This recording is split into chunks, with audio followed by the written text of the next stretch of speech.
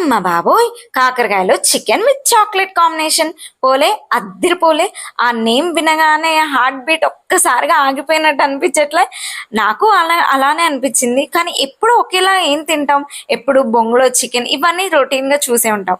కానీ డిఫరెంట్గా కాకరకాయలో చికెన్, ఆ దాని మీద చాక్లెట్ ఫ్లేవర్ వేసుకొని తింటే ఎలా ఉంటుందా అని నేనైతే ట్రై చేద్దాం అనుకుంటున్నాను.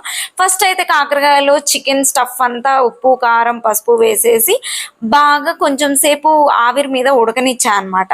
ఒక 10 మినిట్స్ ఆవిరి మీద ఉడికిన తర్వాత నెక్స్ట్ అయితే దానికి కొంచెం ఆయిల్ రాసేసి ఎయిర్ ఫ్రైయర్లో అయితే ఫ్రై చేద్దామని ఒక 20 మినిట్స్ అయితే ఉంచేసాను అనమాట.